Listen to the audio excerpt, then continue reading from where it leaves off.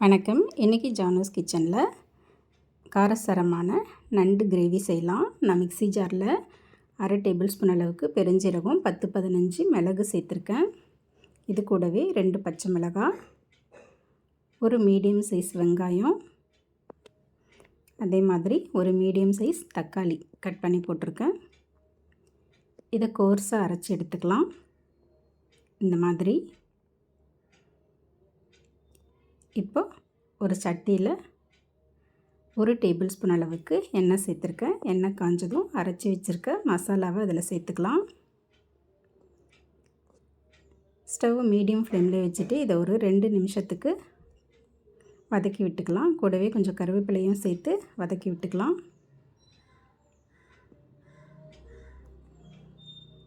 இந்த மாதிரி வதக்கினதுக்கப்புறம் இதில் 1 டேபிள் ஸ்பூன் அளவுக்கு இஞ்சி பூண்டு பேஸ்ட் போட்டிருக்கேன்.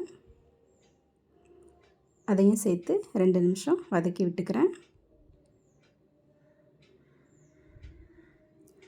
இப்போ இது கூட சுத்தம் பண்ணி வச்சுருக்க நண்டு சேர்த்துக்கிறேன்.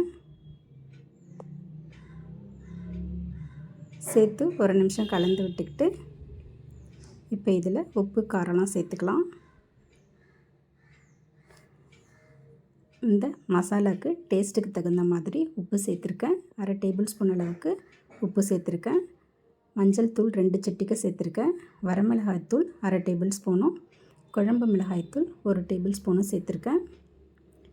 இதெல்லாம் சேர்த்து நல்லா வதக்கி விட்டுக்கலாம். இந்த மாதிரி கலந்து விட்டுட்டு ஸ்டவ் மீடியம் ஃப்ளேம்லேயே வச்சு ஒரு 2-3 நிமிஷத்துக்கு மூடி வச்சிடலாம்.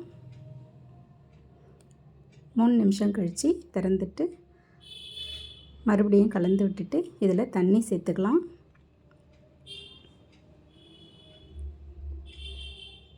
மிக்ஸி ஜாரை கழுவி கொஞ்சமாக தண்ணி சேர்த்துக்கிறேன். ஒரு 100 ml அளவுக்கு தண்ணி சேர்த்துக்கிறேன். தண்ணி சேர்த்து நல்லா கலந்து விட்டுட்டு ஸ்டவ் மீடியம் ஃப்ளேம்லேயே வச்சு இதை குக் பண்ணிக்கலாம். இப்போ 5லேருந்து ஒரு 6 நிமிஷம் அப்படியே மீடியம் ஃப்ளேம்லேயே இருக்கட்டும்.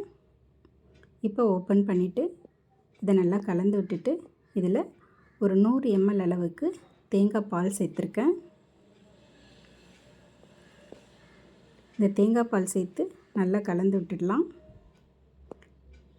கலந்து விட்டுட்டு ஸ்டவ் மீடியம் ஃப்ளேம்லேயே வச்சு இதை ஒரு 4 நிமிஷத்துக்கு நல்லா கொதிக்க விட்டுடலாம்.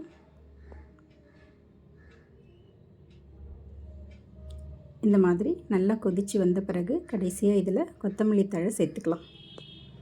அவ்வளோதாங்க, ஒரு காரசாரமான நண்டு மசாலா ரெடி ஆயிடுச்சு.